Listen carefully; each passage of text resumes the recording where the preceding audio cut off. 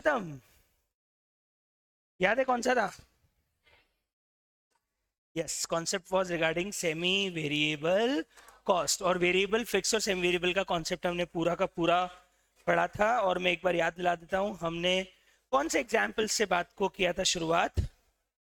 ये नवंबर 19 एग्जाम्पल पे खत्म किया था। शुरुआत यहां से किया था मैंने। यस, मैंने आपको बताया था कि कोई भी कॉस्ट तीन टुकड़े में बांट सकते हैं, वेरिएबल, फिक्स और सेमी वेरिएबल। तीनों का नेचर अब जल्दी बताओ, कैसे पहचाने कोई भी कॉस्ट वेरिएबल है, फिक्स है, सेमी वेरिएबल, जल्दी बताओ। अगर पर यूनिट सेम है और इन टोटल बदल रही है तो वेरिएबल, इन टोटल सेम है पर यूनिट बदल रही है तो फिक्स्ड, और दोनों जगह बदल रही है तो ये कॉस्ट का दोगलापन है कि वो कहीं भी सेम नहीं हो रही है, तो हम उस केस में उसे सेमी वेरिएबल कॉस्ट मानेंगे और हम उसका संधि विच्छेद करेंगे, तोड़ेंगे उसको। और तोड़ने के लिए याद करो, मैंने आपको बताया था एक छोटा सा वेरिएबल कॉस्ट को निकालने का फॉर्मूला। बताओ क्या था? Change in cost upon change in units, और उससे हमने टोटल में से वेरिएबल कॉस्ट हटा के बचा हुआ क्या निकाल लिया था? Fix cost. और उसके बाद फाइनली हम लोगों ने उसके बहुत सारे एग्जांपल्स कर लिए, बहुत सारी प्रैक्टिस कर ली। अब अपन चलते हैं अगली इंटरेस्टिंग वेराइटी पे, and this variety is again very very very interesting. Now we are starting with cost की वेराइटी का सेकेंड पार्ट। ऊपर था वेरिएबिलिटी के हिसाब से, अब हम ले रहे हैं उसकी नॉर्मलिटी के हिसाब से, कि कॉस्ट दो पार्ट में बट सकती है, नॉर्मल और abnormal. Again, I can divide my cost into two parts, but this time I am dividing it in normal and abnormal cost. मैं कॉस्ट को वापस बांट रहा हूं दो टुकड़ों के अंदर, लेकिन इस बार मैं बांट रहा हूं उसको नॉर्मल कॉस्ट और एबनॉर्मल कॉस्ट के अंदर। मुझे लगता है आप लोगों ने नाम सुने हुए हैं। What is normal and what is abnormal? कोई बता पाएगा what is normal and what is abnormal? Normal cost किसे बोलते हैं, जल्दी बताओ। जो कॉस्ट रेकरिंग नेचर की हो, ऑर्डनरी कोर्स ऑफ बिजनेस में लग रही हो, ये कॉस्ट होती है नॉर्मल कॉस्ट। जैसे मैंने सैलरी पे करी अपने एम्प्लॉयज को, तो बताओ ये अब नॉर्मल कॉस्ट है कि नॉर्मल कॉस्ट है? नॉर्मल कॉस्ट है। एक्सपेक्टेड होती है कि हाँ ये तो लगनी ही लगनी है। तो नॉर्मल कॉस्ट का अगर मैं नेचर यहाँ पे लिखना चालू करूं, नॉर्मल के नेचर में सबसे पहला पॉइंट आएगा, ऑर्डनरी कोर्स ऑफ बिजनेस में लगती है।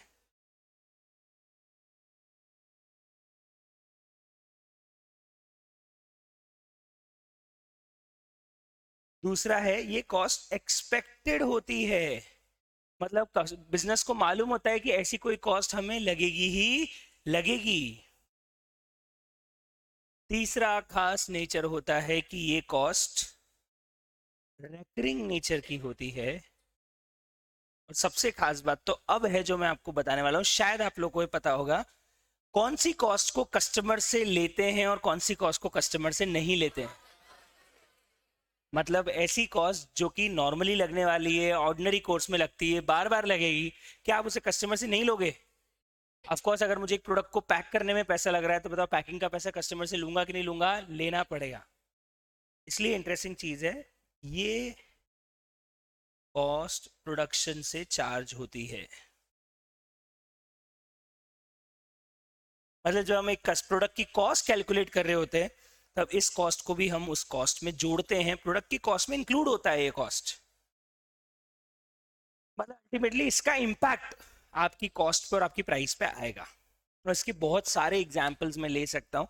वेरी सिंपल एग्जाम्पल इज कि कभी सब्जी खरीदने गए हो आप लोग, ऑफ कोर्स ग्रोसरी खरीदने गए होंगे। एक होता है गीला प्याज और एक होता है सूखा प्याज। कौन सा महंगा आता है? ऑफ कोर्स गीला महंगा आता होगा, गीला करा हुआ है। ऑफ कोर्स सूखा महंगा आता है। सूखा प्याज महंगा क्यों आता है, गीला प्याज सस्ता क्यों आता है? क्योंकि पड़े पड़े प्याज में से वाटर इवोपोरेट हो जाता है, तो उसका वेट पड़े पड़े कम हो जाता है। तो क्या करना पड़ता है, अगर उन्होंने 1 किलो गीला खरीदा है और अब वो 800 ग्राम रह गया है, तो उनको 800 ग्राम से 1 किलो के पैसे लेने। नहीं समझे आप? वो क्या करेंगे, 800 ग्राम प्याज का रेट बढ़ा देंगे, क्योंकि उन्होंने जब खरीदा था तब वो 1 किलो था, लेकिन पड़े पड़े उसका वेट कम हो गया और अब वो कितना रह गया, 800 ग्राम। तो उनको 1 किलो के पैसे कितने से वसूलने पड़ेंगे, 800 ग्राम से। और एग्जाम्पल ले सकते हैं, yes I can take a lot of examples. Fruits और जूसेस, 1 किलो फ्रूट्स और 1 किलो जूस या 1 लीटर जूस तो बराबर प्राइस का आना चाहिए। अगर मैं 1 किलो ऑरेंज खरीदूं 50 रुपए किलो, तो 1 लीटर ऑरेंज जूस भी 50 रुपए किलो होना चाहिए। क्यों यार, वो क्यों नहीं होगा इतना? वो भी तो 50 रुपए ही होना चाहिए ना। क्योंकि 1 किलो ऑरेंज से जो जूस निकलेगा ना, वो 200 ml ही निकलेगा। तो आपको 200 ml से 1 किलो के पैसे लेने हैं। नहीं समझे आप?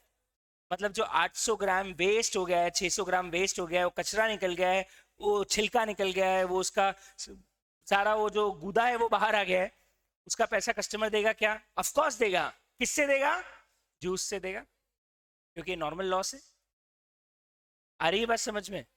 तो ये चीज ध्यान रखना। और एग्जाम्पल ले सकते हैं एक और, जैसे कैब का एग्जाम्पल ले सकते हैं। ओला और उबर अपन जो यूज करते हैं, या रैपिडो यूज करते हैं हम लोग ऑटो बुलवाने के लिए या कार बुलवाने के लिए। आपको पता है वो गाड़ियां बहुत सारी खाली चल के हमारे तक आती है। जैसे वो पार्क है 1.5 किलोमीटर दूर, तो उसको 1.5 किलोमीटर पहले मेरे को पिकअप करने आना पड़ेगा, फिर मुझे छोड़ने जाना पड़ेगा, फिर वो अपनी वापस पार्किंग स्पेस पे जाएगा।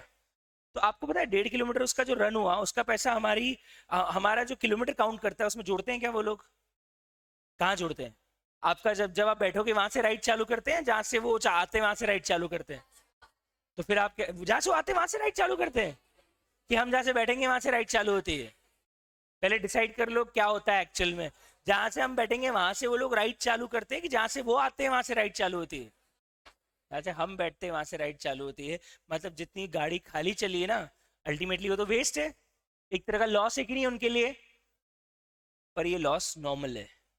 क्यों नॉर्मल है? क्योंकि हर कस्टमर में ये केस तो होगा ही होगा कि आपका कुछ दूर कस्टमर खड़ा होगा, तो आपको पिकअप करने और ड्रॉप करने तो जाना ही पड़ेगा, और ड्रॉप करने के बाद जो गाड़ी खाली चलेगी उसका पैसा कस्टमर देने वाला। आपको पता है ओला उबर क्या करती है? ओला उबर अपने पर किलोमीटर रेट बढ़ा देती है। जनरली आप देखोगे तो ओला और उबर के जो रेट्स हैं, उसमें वो ना केवल आपसे गाड़ी चलने का, पर खाली गाड़ी चलने का पैसा भी डायरेक्टली नहीं इनडायरेक्टली वसूल रहे हैं। क्योंकि इन्होंने पर किलोमीटर जो रेट डिसाइड कर रखा है, जो रेट वो आपसे पर किलोमीटर चार्ज करते हैं, वो इतना ज्यादा होता है कि उसके अंदर ना केवल आपकी गाड़ी चलने का वसूला जाता है, उनको पता है 10% तो गाड़ी खाली चलेगी, तो अल्टीमेटली आपकी प्राइसेस को 10% बढ़ा के ही आपको बताते हैं। क्योंकि उनको पता है ड्राइवर अल्टीमेटली अगर इसका पैसा नहीं लेगा तो कहाँ से भुगतेगा, और हर बार होगा। इसलिए वो लोग अपने किलोमीटर रेट को इतना बढ़ा देते हैं कि गाड़ी खाली चलने का पैसा भी अल्टीमेटली किसी से लिया जा रहा है? कस्टमर से ही लिया जा रहा है। मतलब किसी भी तरह का कोई भी नॉर्मल लॉस ले लो आप, हमेशा उसका अल्टीमेट बर्डन किसके ऊपर आना है? कस्टमर पे ही आना है। डायरेक्टली या इनडायरेक्टली कस्टमर ही उसका पैसा भुगतता है, और उसको भुगतना पड़ता है। लेकिन एबनॉर्मल लॉसेस का पैसा कस्टमर कभी भी नहीं भुगतता है। पर पहले समझते हैं एग्जैक्टली एबनॉर्मल लॉस होता क्या है। सबके साथ में लिख देता हूं इसका उल्टा। आप मुझे बताओ, ऑर्डिनरी कोर्स ऑफ बिजनेस में लगी हुई कॉस्ट नॉर्मल है, तो एबनॉर्मल कौन सी कॉस्ट होती होगी? जो एक्स्ट्रा ऑर्डिनरी कॉस्ट है। एक्स्ट्रा ऑर्डिनरी है मतलब एक्सपेक्टेड है कि अनएक्सपेक्टेड है? अनएक्सपेक्टेड है। अरे जब अनएक्सपेक्टेड है तो बताओ रेकरिंग है कि नॉन रेकरिंग है? ऑफ कोर्स रेकरिंग कैसे हो सकती है? कौन सी कॉस्ट होगी ये? Non recurring.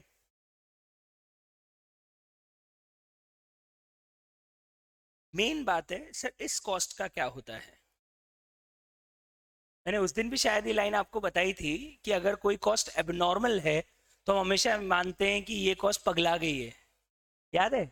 और मैंने बोला था हमारी बुक्स में एक पागल खाना होता है, उस पागल खाने का नाम क्या होता है? P&L। एक्चुअली कस्टमर कभी भी एबनॉर्मल लॉसेस के पैसे नहीं देता है। मैंने उस दिन भी ये बात बताई थी, मैं वापस बता रहा हूँ। आपके यहाँ आग लग जाए, आपके यहाँ चोरी हो जाए, आपके यहाँ अनएक्सपेक्टेड एक्सीडेंट हो जाए, आपके यहाँ लॉस हो जाए, अनएक्सपेक्टेड लॉस हो जाए, कस्टमर कभी उसका पैसा नहीं देगा। क्योंकि पहली बात तो सिर्फ आपके यहाँ हुआ है।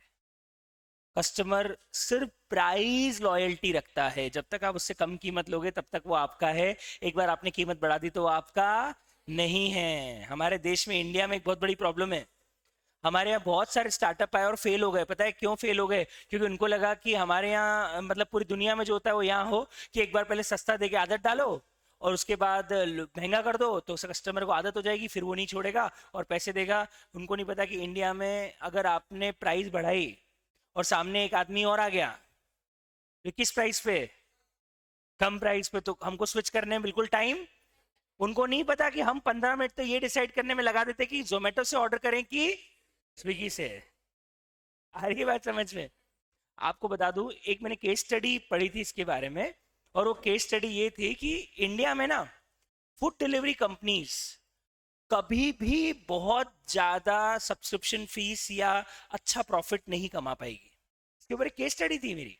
वो केस स्टडी ये बोलती है कि जोमेटो और स्विगी का जो प्राइस वॉर है वो चलता रहेगा, क्योंकि जैसे ही जोमेटो कुछ भी चीजों के प्राइसेस बढ़ाता है, कस्टमर किस पे शिफ्ट हो जाता है? स्विगी पे। और स्विगी प्राइस बढ़ाएगा तो कस्टमर किस पे शिफ्ट हो जाएगा? जोमेटो पे। अब सब लोग ये सोच के बैठे कि एक दिन ऐसा होगा जब इनका कंपटीशन खत्म हो जाएगा, पेप्सी और कोक जैसा होगा, और दोनों अच्छे प्रॉफिट मार्जिन पे आ जाएंगे। लेकिन वो ये नहीं सोच रहे हैं कि जब ये होगा, दोनों अच्छे प्रॉफिट मार्जिन पे आ जाएंगे ना, एक तीसरी कंपनी खड़ी हो जाएगी। और वही एक कंपनी ईट श्योर। ईट श्योर नाम सुना है आपने? अभी धीरे धीरे वो भी ऑनलाइन प्लेटफॉर्म पे रेस्टोरेंट्स को लिस्ट कर रही है। तीसरी कंपनी आ गई ईट श्योर। अब क्या होगा? कौन प्राइस वॉर में खड़ा हो गया? तीसरा आदमी। अब जोमेटो और स्विगी में जैसे पीस हुआ कि चलो अपन दोनों बराबर कर देते हैं प्राइजेस, फिर कस्टमर जिसके यहाँ जाए उसके यहाँ जाए, तीसरा पैदा हो गया और ईट श्योर। अब ईट श्योर क्या करेगा? प्राइस कॉम्पिटिटिवनेस पे आ जाएगा और वो प्राइजेस कम कर देगा, क्योंकि उसको नया नया कंपनी फंडिंग मिल रही है जबरदस्त। वो अपने ब्रांड को बनाने के लिए प्राइजेस कम करेगा, सारे लोग शिफ्ट होके किस पे पहुंच जाएंगे? तो हमारे यहाँ कस्टमर लॉयल्टी नाम की कोई चीज है ही नहीं। इंडिया में एक ही चीज चलती है और वो है प्राइस लॉयल्टी। जहां कीमत कम वहां कस्टमर ज्यादा, वहीं जाएगा कस्टमर। है कि नहीं?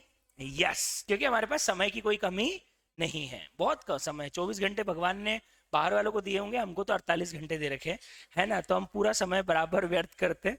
हमारे लिए एक ही चीज इंपॉर्टेंट है, वो है पैसा। जहाँ पैसा बचेगा हम वहां जाएंगे। तो अब पॉइंट ये है साहब कि अगर मैंने कोई अनएक्सपेक्टेड कॉस्ट इनकर की है तो कस्टमर से नहीं ले सकता, बिकॉज वो कॉस्ट पहली बात पूरी इंडस्ट्री को नहीं लगी है, सिर्फ मुझे लगी है। मेरे कॉम्पिटिटर्स को आज भी वो कॉस्ट इनकर नहीं हुई है। तो ये चीज हम कभी भी हमारे कस्टमर से नहीं लेंगे और इसको ट्रांसफर कर देंगे हमारे कॉस्टिंग पी एंड एल के अंदर। इसका मतलब ये है कि ये जो नुकसान हुआ है ये मालिक अपने प्रॉफिट में से कम करेगा। आज मान लो मारुति या किसी भी बड़ी कार कंपनी में स्ट्राइक हो जाए, 2 महीने तक फैक्ट्री बंद हो जाए। होता है कई बार, वर्कर स्ट्राइक पे चले जाते हैं और फैक्ट्रीज बंद हो जाती है। तो क्या उस कारण वो फिर जब वापस रीलॉन्च करते हैं, जब भी वापस कंपनी स्टार्ट करेंगे, तो क्या अपने प्रोडक्ट की प्राइसेस बढ़ा देंगे? नहीं, क्योंकि सिर्फ मारुति में स्ट्राइक हुई है, आज भी ह्युंडई, टाटा और बाकी कंपनीज में स्ट्राइक नहीं है। तो आप प्राइस बढ़ा दोगे तो आप कस्टमर लूज कर दोगे। वो पूरा प्राइस इलास्टिसिटी वाला गेम चलेगा। तो इसलिए आप प्राइसेस को यहाँ पे इंक्रीज नहीं कर सकते हो। तो एबनॉर्मल लॉसेस कभी भी हम कस्टमर से नहीं ले सकते। कई सारी कंपनीज है, इसको रशियन वॉर के कारण नुकसान हुआ, फायदे भी हुए। आपको पता है इंडिया में कई सारी कंपनीज को रशियन वॉर के फायदे हुए हैं। कौन सी कंपनी जिसको रशियन वॉर के फायदे हुए? ऑयल। आपको पता है हमने रशिया से कितना बड़ा फायदा उठाया है। जब यूरोप ने और यूएस ने रशिया के ऑयल को बैन कर दिया था, we are a friendly country to Russia, so we get the oil at 33% lesser prices than what we are usually getting it। हम लोगों ने 1/3 प्राइस कम डिस्काउंट ले लिया उनसे, इस बात के लिए कि तुमको तुम्हारा ऑयल तो और कोई खरीद नहीं रहा है। तो पिछले कई समय से हमें बहुत सस्ते रेट पे रशियन ऑयल इंडिया में इंपोर्ट हो रहा है, और इसका सारा फायदा इंडियन ऑयल और भारत पेट्रोलियम और रिलायंस और इन सारी कंपनीज को हो रहा है। पर पेट्रोल के प्राइसेस कम कहाँ हुए? नहीं हुए, because it's an abnormal event. Gain हुए हैं उनको, लेकिन गेन भी नॉर्मल नहीं है, एबनॉर्मल है, अनएक्सपेक्टेड है पहली बात तो। It will not be there for a long time. It's extraordinary gain for 1 year, 6 month और maybe 1.5 year। But company इस दौरान जो कमाएगी वो कस्टमर को पास ऑन नहीं करेगी, क्योंकि एक बार आपने कस्टमर को चीज फायदे की दे दी और फिर आपने बोला नहीं नहीं नहीं नहीं, वो तो उसका फायदा था, अब मैं वापस प्राइस बढ़ा रहा हूं, तो कस्टमर आपसे माल खरीदने वाला कस्टमर फिर रजिस्ट करेगा कि ऐसा कैसे हो सकता है, तुम ऐसे कैसे कीमत बढ़ा सकते हो। कभी प्राइस घटने में थोड़ी कोई मना करता है, लेकिन हमेशा कब प्रोटेस्ट करता है? जब प्राइस। और इसीलिए आप देख रहे हो ऑयल सस्ता होने के बावजूद भी ना गवर्नमेंट ने अपने टैक्सेस कम किए, ना ऑयल कंपनीज ने अपने प्राइसेस कम किए। इतना ऑयल सस्ता हो गया, फिर भी 107 108 रुपए का जो पेट्रोल आ रहा है वो आज भी उतने का ही आ रहा है। पर ये होगा कि कंपनी वो जो प्रॉफिट्स कमा रही है ना, आगे जाके कभी ऑयल प्राइस बहुत ज्यादा एबनॉर्मली बढ़ जाएंगे, तब इन रिजर्व्स को यूज करके उस टाइम प्राइस को स्टेबल कर लेगी। पर कस्टमर को फायदा, एक चीज पता है मैनेजमेंट फंड में और दी जाती है, और वो ये है कस्टमर्स को कभी भी अननेसेसरी डिस्काउंट्स मत दो।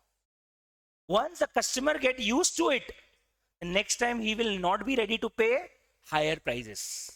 ये भी एक मैनेजमेंट फंडा है, क्योंकि आपने एक बार कस्टमर को 20% डिस्काउंट दे दिया और आपने बोला ये चीज मैं तेरे को 1000 की नहीं, मैं चीज 700 की देता हूं, और अगली बार बोला कि अब 1000 में ले, नहीं लोगे, लोगे ही नहीं।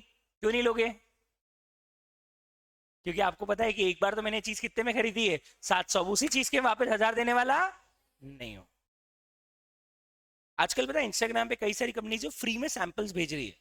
इंस्टाग्राम पे आता हो 1 रुपए पे करो और आपको हम आपके घर पे डिटर्जेंट ऑर्डर करेंगे, परफ्यूम देंगे, ये देंगे, उसमें 99 रुपीज का कोई डिलीवरी चार्ज लगता है, पर 1 रुपए में वो चीज अपने पास रहती है। किया किसी ने ऑर्डर कभी? डिटर्जेंट, परफ्यूम्स, ये सब 1 रुपए की कॉस्ट में इंस्टाग्राम एड्स के थ्रू आजकल आने लग गए और जेन्युइनली आते हैं। वो क्या करती है कंपनी, आपका कॉन्टैक्ट एड्रेस, आपका वो लेने के लिए आपसे 1 रुपए में सैंपल डिलीवर कर देती है। आप बढ़िया एक 1 रुपए में चीज एंजॉय कर लेते हो, लेकिन अगली बार आप वापस से रीऑर्डर नहीं करोगे। क्यों नहीं करोगे? क्योंकि हमने पहली बार वो चीज कितने में खरीदी थी, अब उसी चीज की कंपनी 250 रुपए मांग रही है, आप दोगे क्या? नहीं दोगे। That is the difference. तो कंपनी ना तो एबनॉर्मल गेन के फायदे अपने कस्टमर को देती है, नहीं एबनॉर्मल लॉस के नुकसान कस्टमर को दिए जाते हैं। इसका मतलब चाहे एबनॉर्मल गेन हो या एबनॉर्मल लॉस हो, उसका फायदा नुकसान हमेशा किसका? ओनर का। कस्टमर को ना उसका गेन का फायदा होगा, ना ही उसके लॉस का नुकसान होगा। तो पहले बताओ, ये थियोरेटिकली तो सबको समझ में आ गया कि there are two types of cost, normal and abnormal. Normal can be charge from a customer from our product cost, but abnormal can't be charge from our customer और product cost. It is required to be borne by the owner of the company. Means हमको उसको PNL में transfer करना पड़ेगा, उसका जितना भी नुकसान है वो किसको उठाना पड़ेगा? ओनर को उठाना पड़ेगा। लेकिन सर ये सब बातें तो हमने 11th 12th में और फाउंडेशन में भी थोड़ी बहुत पढ़ ली थी, लेकिन इसका प्रैक्टिकल इम्प्लीकेशन क्या है? इसका प्रैक्टिकल इम्प्लीकेशन क्या है? आदित्य बोल रहा है सर मैंने 1 रुपए में ड्रोन ऑर्डर किया था लेकिन वो आया नहीं। आज तो आया होगा छत पे और चला गया होगा उड़ के, है ना, तुमने पकड़ा नहीं उसको। बहुत बढ़िया। 1 रुपए में ड्रोन कौन देगा यार? ड्रोन 1 रुपए में आ सकता है क्या? तो वो तो आपको बेवकूफी बनाया, पर उसने 1 रुपए लेके क्या ही बेवकूफ बना लिया आपको। ठीक है, बहुत ही बढ़िया। तो आ, आगे बढ़ते हैं और अब अपन इसके देखते हैं प्रैक्टिकल एग्जाम्पल्स क्या हो सकते हैं। और अब मैं ना एक प्रैक्टिकल केस स्टडी बताता हूँ कि हम कैसे नॉर्मल लॉस का इम्पैक्ट अपने कस्टमर को देते हैं। थियोरेटिकली तो आप लोगों ने इकोनॉमिक्स में या 11th 12th में या फाउंडेशन में ये पूरा कॉन्सेप्ट थियोरेटिकली पढ़ा हुआ है, लेकिन आप लोगों ने प्रैक्टिकली नहीं समझा है। अब हम इसको कैसे समझेंगे प्रैक्टिकली, कि उसका प्रैक्टिकल इम्पैक्ट क्या होता है नॉर्मल और एबनॉर्मल लॉसेस का। अभी तो हमने थियोरेटिकली समझा था, तो एक काम करो, सबसे पहले लिखो केस नंबर 1।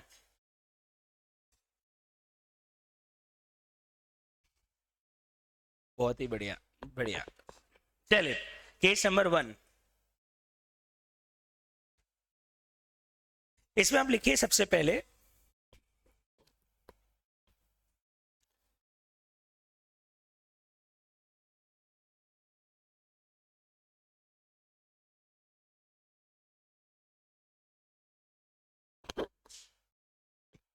नागपुर से Indore I am buying oranges. मैं ऑरेंजेस बाय कर रहा हूं नागपुर से इंदौर। 1000 ऑरेंजेस हैं एट द रेट ₹5।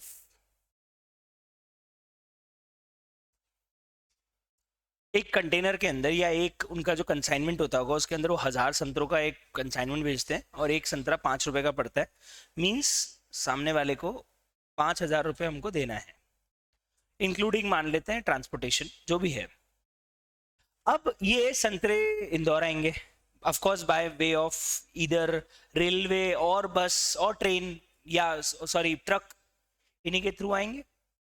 या तो ट्रेन में आएंगे या ट्रक में आएंगे या बस में आएंगे, किसी न किसी की डिलीवरी मोड के थ्रू ही इंदौर आएंगे। आ गए साहब। इंदौर में जैसे ही हमने उन संतरों को बॉक्सेस को ओपन किया तो पता पड़ा 950 ऑरेंजेस ही रिसीव हुए। और हमने देखा कि बाकी के छिलके पड़े। बाकी के क्या पड़े? छिलके और बीज भी रखे हैं उन्होंने, है ना। हुआ क्या मैं बताता हूं आपको। एक्चुअली खाने पीने की चीज है, तो आप एक्सपेक्ट करना कि रास्ते में लॉस तो हो गई होगा। हमने हमारे कॉम्पिटिटर को, हमारे साथ वाले जितने भी लोग इस तरह के बिजनेस में, सबको फोन किया और पूछा यार ये होता क्या है। बोले भाई खाने पीने का सामान है, 5% का नॉर्मल लॉस तो ऐसा है जो तो अवॉइड ही नहीं कर सकता, होगा ही होगा। क्यों होगा? क्योंकि आप ऑफ कोर्स खाने पीने की चीजें, आप जैसे फॉर एग्जांपल आपका सामान किसी ट्रक में लोड हो रहा है, तो होगा क्या, जो ट्रक के वर्कर्स हैं उनको अल्टीमेटली संतरों की खुशबू तो आएगी। अरे आप कोई खा, अरे यार मेरे को एक बेसिक सी चीज बताओ, मम्मी ने कभी आपको बचपन में नाश्ते की प्लेट लेके मेहमान तक भेजा होगा? किचन मान लो ऊपर है या नीचे है और मेहमान ऊपर गेस्ट रूम में बैठे हैं या कहीं बैठे हैं और आप नाश्ते की प्लेट लेके ऊपर तक जा रहे हो। आप मुझे बताओ, मम्मी ने हिदायत दी थी कि देख 4 रसगुल्ले और 4 मेहमान है, तो तू रसगुल्ले को हाथ लगाएगा नहीं। अब मम्मी नीचे किचन में बैठी है और आप पूरी प्लेट लेके जा रहे हो, तो ऑफ कोर्स क्या होगा, पहले साइड में जाके एक रसगुल्ला गायब करके पहुंचेगा कि नहीं पहुंचेगा? ऑफ कोर्स, क्योंकि मम्मी जब तक पहुंचेगी तब तक तो एक रसगुल्ला गायब होगा, तो उनको लगेगा किसी न किसी मेहमान ने खा लिया होगा। उनको क्या पता कि किसी मेहमान के पेट में तो गए ही नहीं। अब आप मुझे बताओ, जब खाने पीने के सामान में हम घर में एक प्लेट में 4 रसगुल्ले में से एक रसगुल्ला नहीं छोड़ते हैं, तो आप मुझे बताओ रास्ते में जो लोडिंग हो रही है, अनलोडिंग हो रही है, रास्ते में इतना दूर का ट्रांसपोर्टेशन है, क्या इसका नॉर्मल लॉस होना एक्सपेक्टेड है या नहीं है? है, ऑफ कोर्स है। चोरी होगी, खाने के सामान में चोरी होगी, और ये चोरी नॉर्मल है।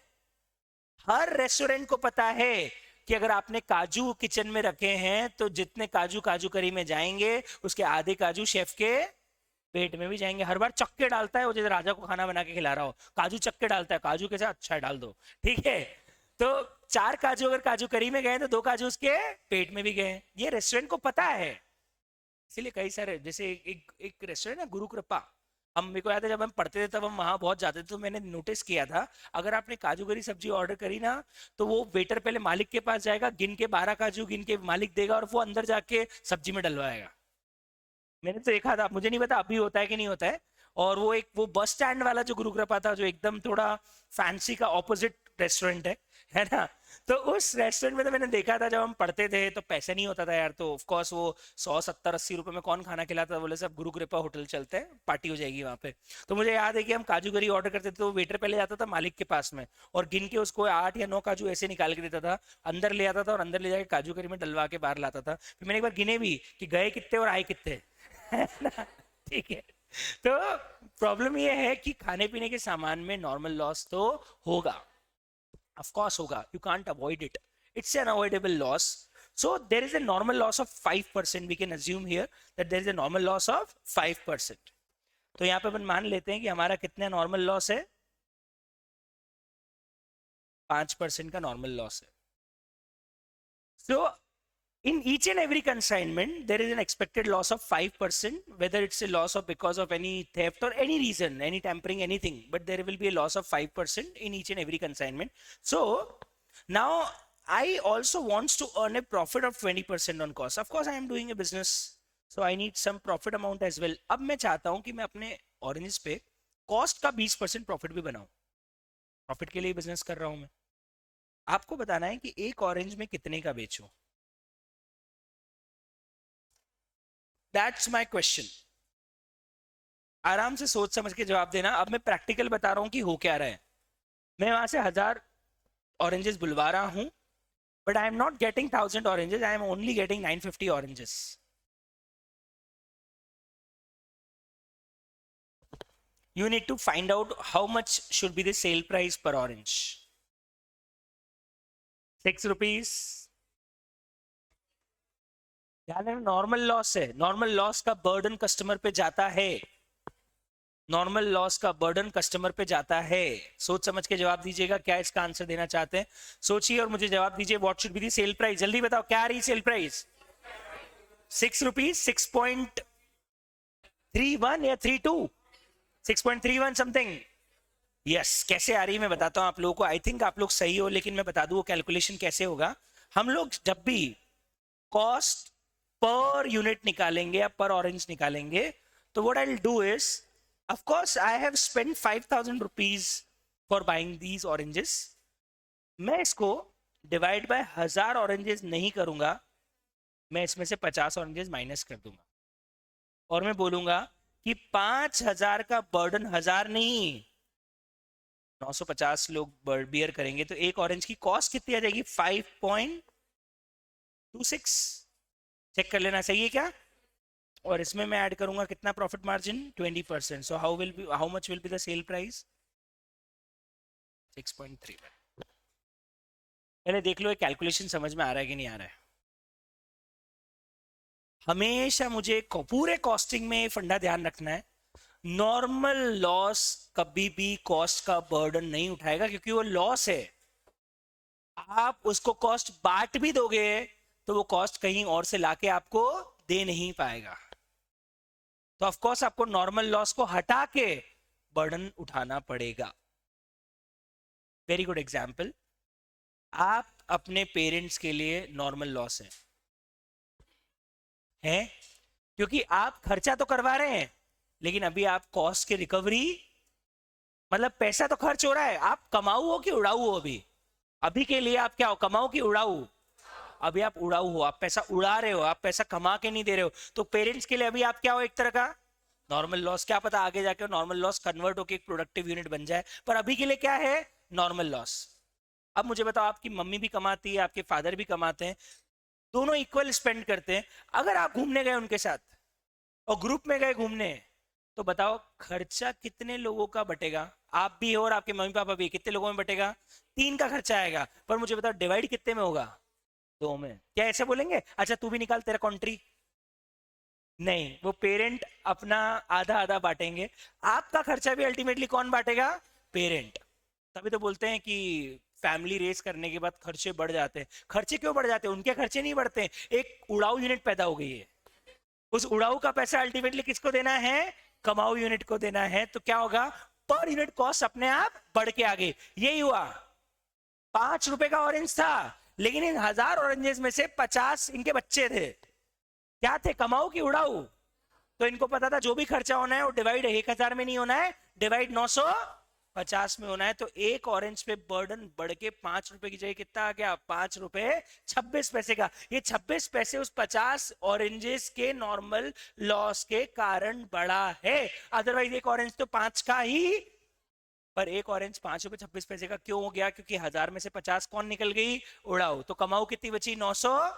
तो मुझे बताओ अपने पूरा का पूरा कॉस्ट कितनों से डिवाइड करेंगे, 1000 से कि 950 से? 950 से। तो एक ऑरेंज की कॉस्ट 5 आएगी कि 5.26? 5.26। इसलिए ध्यान रखना, जल्दबाजी मत करना, क्योंकि जैसे ही आप जल्दबाजी करोगे और हमारे 2 हो जाएंगे, तो ध्यान रखना कॉस्ट बर्डन तुम्हारे ऊपर ज्यादा आ जाएगा। अभी तुम 2 का खर्चा कर रहे हो, 2 की जगह फिर खर्चा 4 का करना पड़ेगा। समझ पा रहे हो? ठीक है, ओके। तो पॉइंट ये है कि साहब नॉर्मल लॉस के कारण हमारा एक यूनिट का कॉस्ट बर्डन बढ़ जाता है।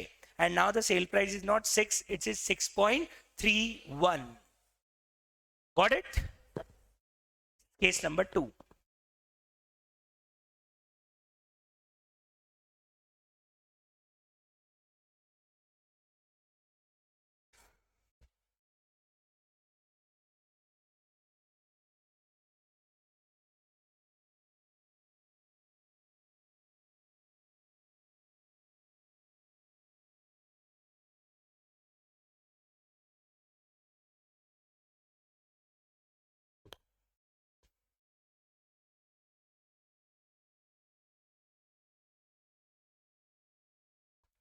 $850 ऑरेंजेस ही रिसीव हुए, जबकि नॉर्मल लॉस 5% ही है।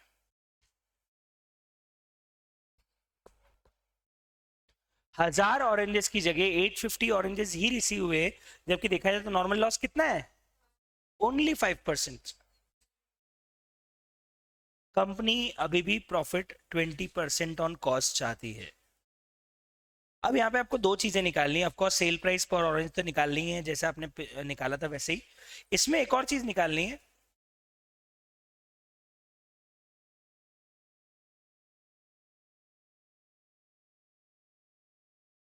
आपको एबनॉर्मल लॉस जो पीएनएल में डालना है वो भी निकालना है।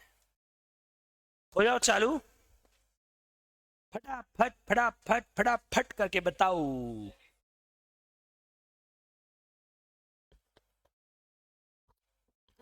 Selling price 6 point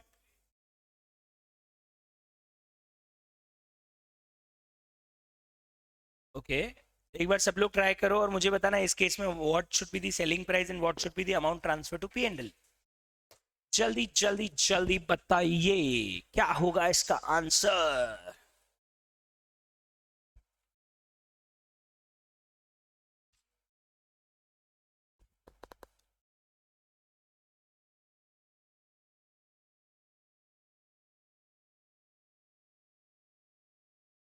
selling price 5.55। Okay, एक आ रहा है मौलिक बोल रहा है 6.31 is sale price, 500 is going to the P&L। Okay okay okay okay okay, एक चीज पहले पहले आप एक इंपॉर्टेंट नोट लिखिए। नोट, एक नोट लिखिए। नोट मतलब ये बात जो आपको याद रखनी है हमेशा, वो नोट लिखिए। लिखिए, जब भी हम कॉस्ट पर यूनिट निकालेंगे, जब भी हम कॉस्ट पर यूनिट निकालेंगे, जब भी हम कॉस्ट पर यूनिट निकालेंगे, हम ये मानेंगे, हम ये मानेंगे कि एबनॉर्मल लॉस, ये मानेंगे कि एबनॉर्मल लॉस हुआ ही नहीं है, हुआ ही नहीं है। हम हमेशा ये मान के पर यूनिट कॉस्ट निकालेंगे कि एबनॉर्मल लॉस हुआ ही नहीं है। मतलब एबनॉर्मल लॉस का बर्डन कस्टमर पे नहीं डालना है ना, तो हमेशा ये मान के कॉस्ट पर यूनिट निकालो कि there is no abnormal loss. मतलब आप बिकॉज ऑफ एबनॉर्मल लॉस आपके कस्टमर की प्राइस से कभी भी छेड़छाड़ नहीं करोगे। मतलब एबनॉर्मल लॉस हो या ना हो, कस्टमर की प्राइस में कोई चेंज आने वाला नहीं है। Are you getting my point? और ये आप प्रैक्टिकली देख लो, दुनिया में इतने सारे इवेंट्स होते हैं, कई बार हम देखते हैं ये बढ़ गया, ये हो गया, वो हो गया, लेकिन आप देखो आपका आज भी प्रोडक्ट वही प्राइस का बिक रहा है और उसी का मिल रहा है। क्यों? बिकॉज इन सब एबनॉर्मल इवेंट्स का इंपैक्ट कभी भी कस्टमर की प्राइसिंग पे नहीं आता है। And that is why we will never change the price because of abnormal loss. आ रही बात समझ में? तो इसका मतलब ये है कि सर पहली बात तो मेरा जो फॉर्मूला है वो एज इट इज लगेगा, और जब मेरा फॉर्मूला एज इट इज लगेगा मतलब मेरा कॉस्ट पर ऑरेंज 5,000 दिए, और यही मानेंगे कि कोई एबनॉर्मल लॉस नहीं हुआ। मतलब यही मानेंगे सिर्फ क्या हुआ है, नॉर्मल लॉस। तो हम तो यही मानेंगे कि 5,000 रुपए दिए और कितने संतरे आए होंगे, 900। तो एक संतरे की कॉस्ट कितनी, 5.26, और उसमें 20% ऐड करेंगे तो सेल प्राइस सेम रहेगी 6 पॉइंट। मतलब जब भी हम एबनॉर्मल लॉस कैलकुलेट करेंगे कभी भी हमारी सेल प्राइस को चेंज नहीं करेंगे। करेंगे कि नहीं करेंगे? नहीं करेंगे। पर पर यहां पे एक चीज और निकालनी है, वो है amount transfer to abnormal loss कितना हुआ। ऑफ कोर्स सर, कितने ऑरेंजेस का नुकसान एक्स्ट्रा है? आप मुझे बताओ ऑरेंजेस खराब कितने होने थे, पहले बताओ खराब कितने होने थे? 50। ओवरऑल खराब कितने हुए? ओवरऑल खराब कितने हुए? 150। उसमें से कितने नॉर्मल है? 50। कितने एक्स्ट्रा खराब हुए हैं? 100। तो वो क्या हो गया आपका, नॉर्मल या एबनॉर्मल लॉस? Abnormal loss. पहले तो ये बात समझ में आ गई कि यहाँ पे एबनॉर्मल लॉस कितने का हो रहा है, 100 का एबनॉर्मल लॉस है। टोटल लॉस 150 है, लेकिन उसमें 50 तो एक्सपेक्टेड ही था ना, कितना एक्स्ट्रा हुआ है? 100। तो how much is abnormal loss? 100। तो एक बात तो क्लियर है सर, 100 संतरे एक्स्ट्रा खराब हुए जिसका बर्डन ओनर उठाएगा। इनटू इनटू इनटू इनटू 5 नहीं, 5.26। अब आप बोलोगे सर ये तो गलत है, एक ऑरेंज तो 5 रुपए का था। एक मिनट एक मिनट एक मिनट एक मिनट, मेरी जो लाइन है वो सुनना ध्यान से, बहुत इंटरेस्टिंग लाइन है। सर ये 100 ऑरेंज जो खराब हुए तो 5 रुपए के थे। एक मिनट, ये खराब नहीं होते तो कितने के पड़ रहे थे? 5 के, कि 5 रुपए 26 पैसे के? ये ऑरेंज खराब नहीं होता तो 950 ऑरेंज आते, 950 ऑरेंज आते तो एक ऑरेंज की कॉस्ट अपन 5 मानते कि 5.26। बताओ 950 में से 100 और खराब हो गए तो नुकसान 5 रुपए का होगा कि 5 रुपए 26 पैसे का हुआ? अरे जब अपने को यहाँ आते आते कितने का पड़ रहा था? अरे 100 संतरे, ये अगर खराब नहीं होते तो बताओ आपको कितने संतरे आते? 950। इस 950 में से वो 100 संतरे निकालो और पूछो तू कितने का पड़ा, 5 का कि 526 का? तो अगर तू खराब हो गया तो नुकसान 5 का कि 526 का? मतलब नॉर्मल लॉस के कारण जो कॉस्ट बढ़ी है उसका इम्पैक्ट एबनॉर्मल लॉस पे भी आएगा, क्योंकि अगर ये खराब नहीं होते तो आज मुझे वो यहाँ आते आते संतरा 5 का नहीं 5 रुपए 26 पैसे का पड़ रहा था। तो अगर ये एक्स्ट्रा नुकसान हुआ है तो उसकी वैल्यू 5 नहीं है, क्योंकि वो ऑलरेडी 5 रुपए का 26 पैसे का हो चुका था। अरे आपने 900 रुपीज का एक टॉप खरीदा और उसमें आपको 150 रुपीज का लग गया डिलीवरी चार्जेस। आपने टॉप पहना और पहले दिन कहीं अटक के फट गया, आपने कोशिश कर रिटर्न कर दो, लेकिन अब रिटर्न होने वाला नहीं है। टैग वैग सब फाड़ दिए और मम्मी ने टैग डस्टबिन में भी डाल दिए, नहीं तो हम टैग लगा के वापस भी दे देते। ठीक है, लेकिन सब गया। अब मुझे बताओ, आपके दोस्त को बता रहे हो कि यार मैंने कुछ टॉप खरीदा था नुकसान हो गया यार, कितने का? 900 का? नहीं, आप उसके ऊपर 900 प्लस 150 के डिलीवरी चार्जेस देके आओ तो आपको टॉप 900 का नहीं पड़ा है, वो टॉप आपको 10। तो अगर नुकसान बोलोगे तो क्या बोलोगे, 900 का कि 1050 का? यार वो टॉप खरीदा ना 1050 का पड़ा था यार, मेरे को वो खराब हो गया यार। हम तो उसको 1800 ही बताएंगे उल्टा, लेकिन फिर भी एक्चुअल भी बात करें तो 1050, वो तो हम बताएंगे तो 1800 ही की 1800 का खरीदा था, देख लो ऑनलाइन 1800 का मिल रहा है। उसको क्या होता है, कूपन कोड भी लगते हैं। ठीक है, तो पॉइंट ये कि साहब मैंने कोई चीज खरीदी ना और वो खराब हो गई ना, तो मुझे ये देखना है वो कितने की पड़ी थी, क्योंकि नुकसान वो नहीं हुआ जो दिया था, नुकसान वो हुआ जितने का मुझे यहाँ पे पड़ा था। तो मुझे बताओ यहाँ पे आते आते वो ऑरेंजेस जो 950 थे वो कितने के पड़े थे? 5 रुपए के की 5.26। तो जो नुकसान हुआ है 100 ऑरेंजेस का, और उसका नुकसान 5 का नहीं 5 रुपए 26 पैसे का है। और इसीलिए ध्यान रखना, अगर हम amount transfer to costing P&L करेंगे तो it will not B 5 rupees और इट विल बी 5.26। बताओ ये सेकंड केस आप लोगों को समझ में आया या नहीं आया? तो एक काम करो, पहले जो 2 केसेस करें उसका एग्जाम्पल आप लिखो और आज मुझे उसका होमवर्क आप सॉल्व करके बताओगे। एक छोटा सा एग्जाम्पल लिखो इन केसेस को समझने के लिए, फिर हम इसमें केस नंबर 3 और केस नंबर 4 पे भी जाएंगे। तो एक काम कीजिए आप ना यार, एक काम कीजिए, वो एग्जाम्पल लिखने के पहले आप छोड़ दीजिए हाफ पेज। हाफ मतलब फिर भी 70% पेज छोड़ दीजिए, क्योंकि अब मेरे को इसमें 2 केसेस और फिट करने। केस 1 और केस 2 जितना साइज लिया ना उतना ही आप 2 केसेस के लिए और जगह छोड़ दीजिएगा। मतलब मैं यहाँ पे 2 केसेस और फिट करूंगा। यहाँ पे मैं कल आपको केस 3 भी बताऊंगा, फिर यहाँ पे मैं आपको केस 4 भी बताऊंगा। उसके बाद मैं आपको एक फॉर्मूला भी लिखवाऊंगा, पूरा 1 पेज ही छोड़ दो आप तो, और उसके बाद नीचे अब लिखो एग्जाम्पल। आप तो पूरा 1 पेज ही छोड़ दो, क्योंकि मैं फॉर्मूला भी लिखवाऊंगा, केस नंबर 3 केस नंबर 4 सब बताऊंगा। तो आप तो पूरा 1 पेज छोड़ दीजिए और उसके बाद एक एग्जाम्पल लिखिए। लिखिए, मैंने परचेज की है quantity 10,000 kg at the rate 40 rupees.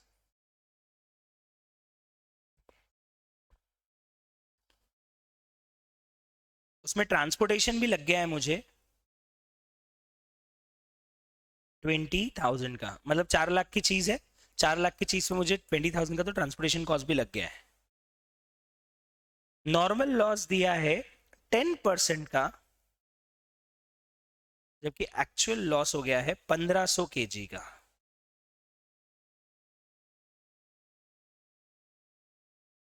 आपको कैलकुलेट करना है एक तो कॉस्ट पर केजी और दूसरा आपको कैलकुलेट करना है amount transfer to costing P&L। छोटा सा होमवर्क है, पर मैंने बोला था कि आज होमवर्क दूंगा तो ये छोटा सा होमवर्क आपको दे रहा हूं मैं। तो आज आई थिंक अभी तक मैंने कभी होमवर्क दिया नहीं ना आपको, पहली बार ही दे रहा हूँ।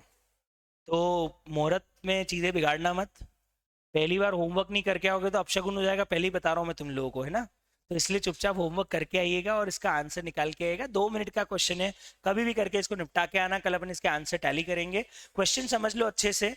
मैंने परचेज किया है 10,000 kg 40, ट्रांसपोर्टेशन कॉस्ट लगी 20,000 की, और 10% का नॉर्मल लॉस है और एक्चुअल लॉस 1500 kg का हुआ है। आपको 1 kg कितने का पड़ा वो निकालना है और amount transfer to costing bill भी निकालना है। तो ये डिस्कशन हो गया है आज का खत्म, कल मिलते हैं। Thank you, enjoy.